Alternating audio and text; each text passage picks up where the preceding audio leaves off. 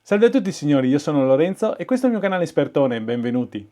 Bene, oggi voglio portarvi questo video particolare, non sarò in auto, non avremo le auto fisiche là perché comunque io queste auto le ho già provate, tra cui la Clio Diesel la sto utilizzando tuttora perché è l'auto aziendale e vorrei portarvi alcune differenze e alcuni consigli se dovete acquistare l'auto. Perché dopo tutte queste recensioni che ho fatto, sia della Captur che della Clio, che altre auto che non sono solo Renault, ma anche Byde, ho fatto Ford, vari eccetera, e tanti mi avete chiesto cosa conviene acquistare. Allora, dobbiamo fare dei punti, nel senso che secondo me perché state acquistando l'auto nuova, quali sono le vostre esigenze? Tipo ieri mi è stata fatta una domanda dove mi chiedeva tramite mail che è meglio la Clio o meglio la Captur? Dio, non possiamo metterli a confronto le due auto perché sono due auto completamente diverse. Una è più bassa, è più leggera, è più un segmento B.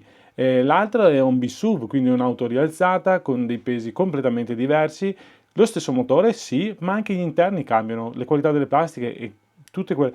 Quindi l'auto giusta non esiste, esiste l'auto per le varie esigenze.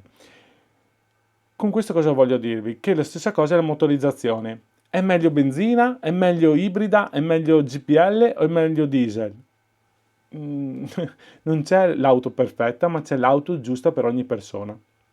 Quindi, voi state acquistando l'auto per risparmiare perché fate tanti chilometri, fate 30-40 mila chilometri all'anno o ne fate 2000? Volete l'auto che abbia il cambio automatico? Volete l'auto che abbia tanta coppia e tanta ripresa? Che cosa vogliamo? In base a quello si sceglie l'auto. Non c'è il giusto e sbagliato. Quindi a tutte quelle criticone che vengono fuori nei commenti delle auto elettriche, ibride, eccetera, c'è poco da fare. L'auto va presa in base alle proprie esigenze. Basta, secondo me è così. Adesso io voglio portarvi l'analisi che ho fatto delle tre auto, cioè della Clio GPL, della Clio a diesel e della Clio ibrida e darvi alcuni consigli. Adesso io mi sono appuntato un po' di cose perché non me ne riesco a ricordare tutto. Allora, la Clio diesel, partiamo dalla Clio, quella che costa meno di tutti, che è la Clio GPL, in questo caso in versione Evolution. Ho visto da listino siamo intorno ai 19.000 euro, 19.300. Allora lasciamo stare dopo tutte le offerte che ci sono in concessionaria e io guardo il prezzo di listino, perché a volte può essere che costi meno il diesel dell'ibrido, come può essere che costi meno il diesel del GPL, come il GPL costare meno di tutti. Quindi io vi dico da listino. Allora, 19.300 euro per quanto riguarda la Clio AGPL in versione Evolution. Poi abbiamo la Clio Diesel, sempre 100 cavalli, quindi se guardiamo la potenza, che tanti si soffermano sulla potenza, sono sempre 100 cavalli e viene 20.450, quindi abbiamo differenza di 1.000 euro in più, sempre in versione Evolution. Poi abbiamo l'ibrida, che è il famoso E-Tech, quel motore ibrido che promette dei consumi molto bassi, che sono 145 cavalli, sempre nella versione Evolution. Quindi abbiamo dal GPL 19.300 euro all'ibrida 145 cavalli una differenza di ben 3.350 euro. Bene, quindi quando mai ammortizzerete 3.350 euro con l'ibrido? Mai. Scordatevelo dalla testa perché è impossibile recuperare dei soldi con l'ibrido, in questo caso qua, almeno che non si faccia solo città e quindi l'auto l'ibrida riesce a fare quasi 30 km con un litro, ma lo stesso per differenza di prezzo non riusciremo mai ad ammortizzarlo. E allora voi mi direte come fanno a vendere l'ibrido?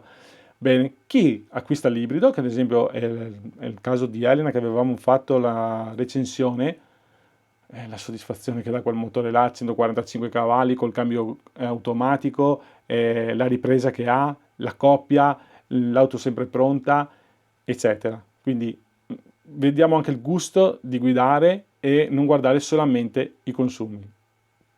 Torniamo un attimo indietro. Guardiamo i consumi, se faccio la classifica, Clio GPL, prima in assoluto, dovete far conto che la Clio che ho provato da GPL riusciva con 4,50 euro a fare 100 km, quindi con 45 euro fate 1000 km. Non guardiamo quanto consuma, guardiamo prezzo al chilometro. 1000 km con 45 euro.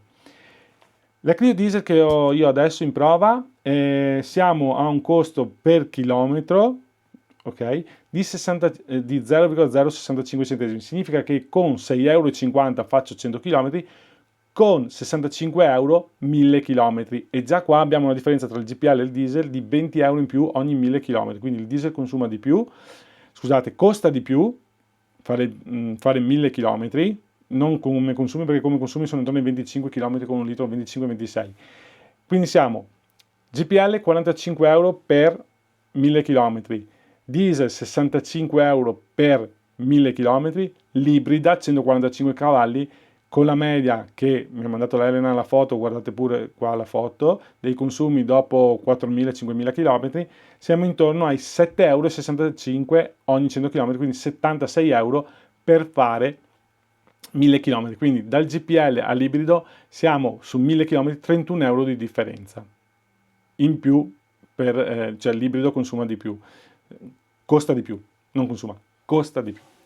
Bene, quindi voi mi direte, vabbè, allora prendiamo tutte la GPL. Eh no, perché anche qui, se io dovessi prendere l'auto adesso e potessi riprendere un turbo diesel, lo prenderei a occhi chiusi, coppia, ripresa, qualità di accelerazione, vai su in montagna, hai sempre pronta l'auto, ma vorrei prendermela col cambio automatico, e in questo caso la fanno solamente ibrida.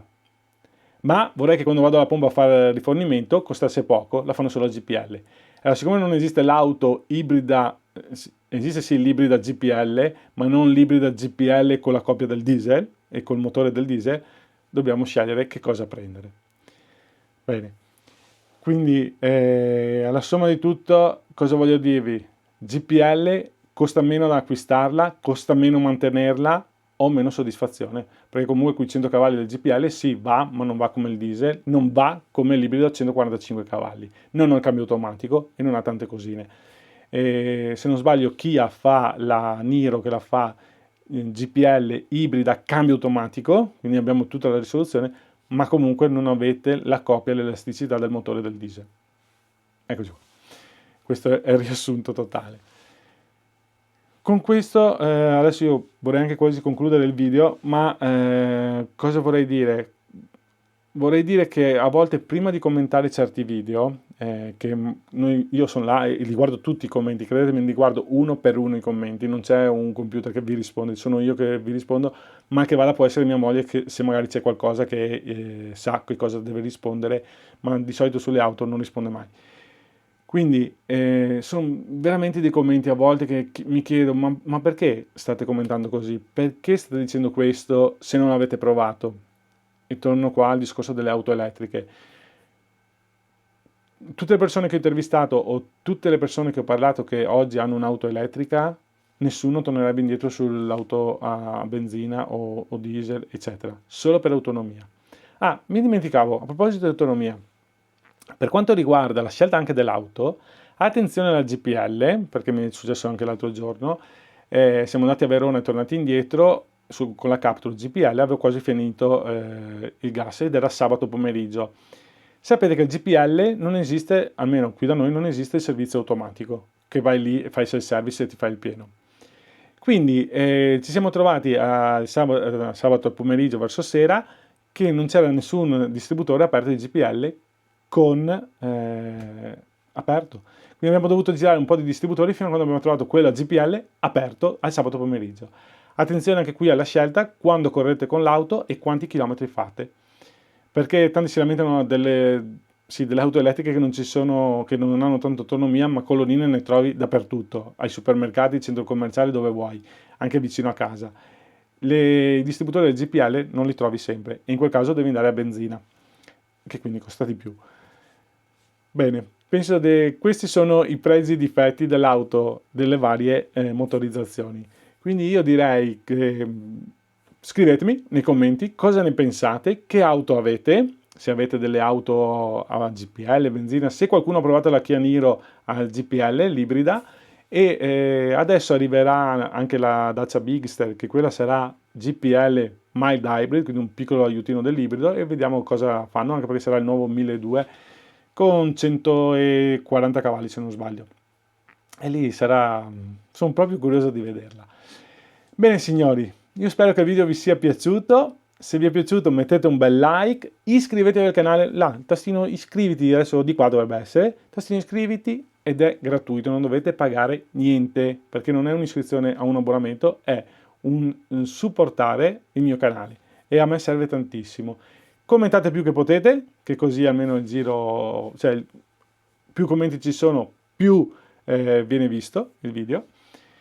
E vi ringrazio a tutti quelli che mi hanno ascoltato e grazie signori, grazie perché sono contento perché il canale ha ripreso dopo l'hackeraggio, ha ricominciato ad andare. Grazie a tutti, ciao ciao!